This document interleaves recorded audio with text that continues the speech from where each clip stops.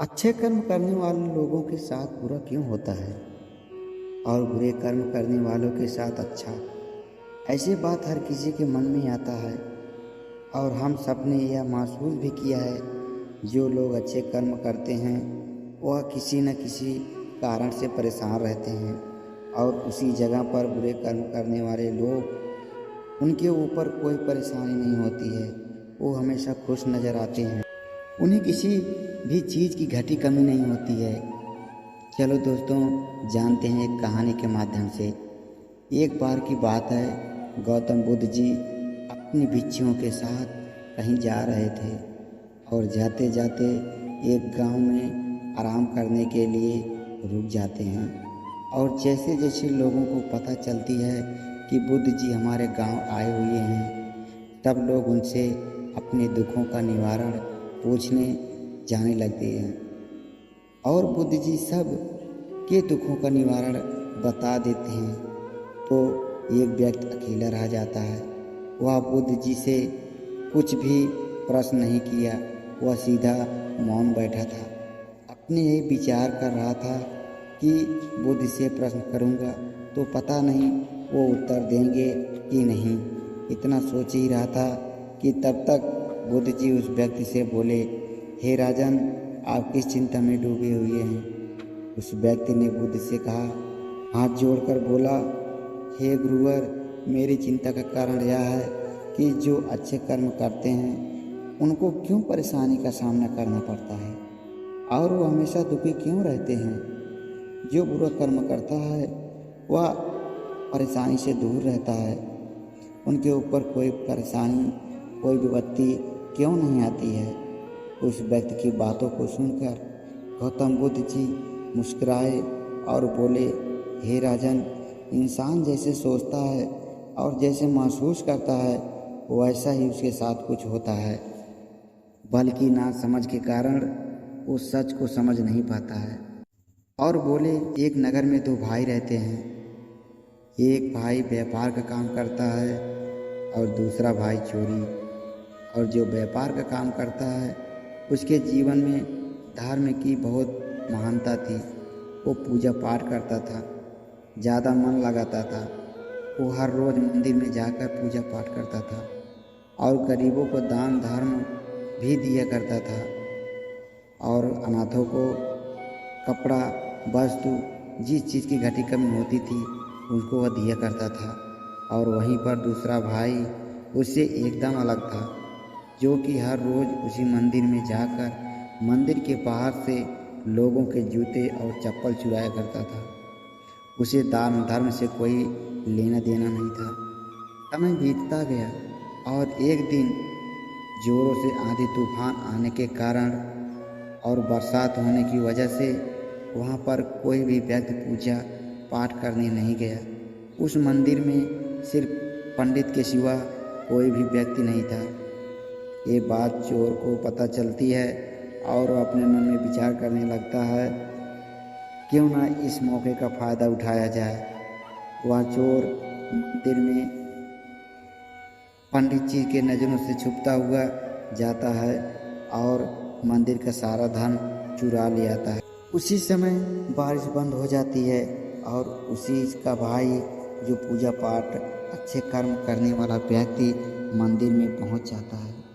दुर्भाग्य से पंडित ने उसे चोर समझकर जोर जोर से चिल्लाने लगा। सब लोगों ने पंडित की आवाज़ सुन ली और वहाँ के सारे लोग इकट्ठा हो गए और व्यापारी को बहुत मार मारी। वो किसी तरह अपनी जान बचा के भाग निकला। बुरा वक्त अभी उसके ऊपर से हटा नहीं था। वो जैसे ही मंदिर के बाहर आया, एक गाड़ी ने आकर उसको टक्कर मार दी और व्यापारी बेचारा घायल हो गया। फिर लंगड़ाते लंगड़ाते हुए घर जाने लगता है तो रास्ते में उसकी मुलाकात अपने चोर भाई से होती है, जिसने मंदिर के सारे धन चुराया था। और वह बोला, आज तो मैं बहुत खुश हूँ, मेरी किस्मत बदल गई है, एक साथ इतना सारा धन मिल गया है। ये सब देखकर व्यापारी को बहुत गुस्सा आया और उसने अपने घर जाकर घर से सारी पूजा पाठ करने वाली चीज़ें और तस्वीरें मंदिर को तोड़ देता है और सामान को फेंक देता है। कुछ सालों के बाद दोनों भाई की मृत्यु हो जाती है। मृत्यु के बाद जब धर्मराज के कहने पर सब लोगों का लेखा जोखा लिया जा रहा था और उसी समय व्यापारी की नज़र अपने चोर भाई पर पड़ती है और वहाँ पर भी उसको देखकर व्यापारी को बहुत गुस्सा आने लगता है। और जब उस व्यापारी की बारी आई लेखा जोखा देने के लिए, तब उसने धर्मराज से ही क्रोधित होकर प्रश्न पूछ लिया, आप मुझे ये बताइए, मैं तो सदा अच्छा कर्म करता था, गरीब लोगों को दान भी दिया करता था और जो बेसहारा थे उनको सहारा भी दिया करता था। मुझे इसके बदले में अपमान, दर्द, परेशानी ही मिली। और इस व्यक्ति ने ना तो किसी को दान दिया, ना ही पूजा पाठ करता था, ना ही उस पर विश्वास करता था, लेकिन फिर भी उसको धन से पोटली मिला करती थी। आखिर ऐसा भेदभाव क्यों?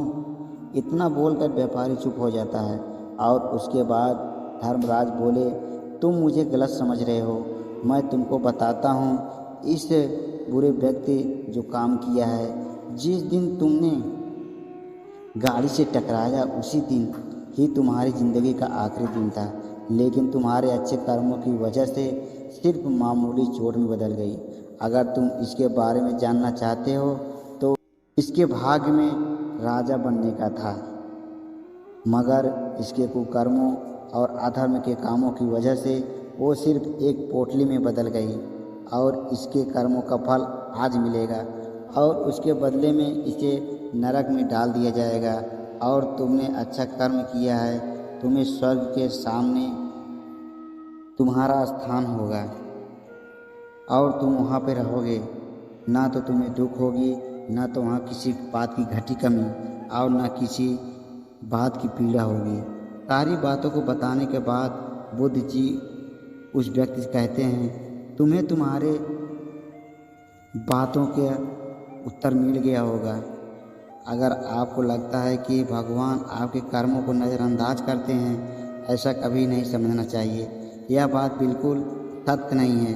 भगवान हमें किस भी रूप में दे रहा है उसे हम मनुष्यों को समझ में नहीं आता है, मगर आप सब का कोई इंसान भी हो अच्छे कर्म करते रहे तो भगवान की कृपा हमेशा बनी रहती है। इसलिए हम अच्छे कर्मों को करना चाहिए, ना कि छोड़ना चाहिए।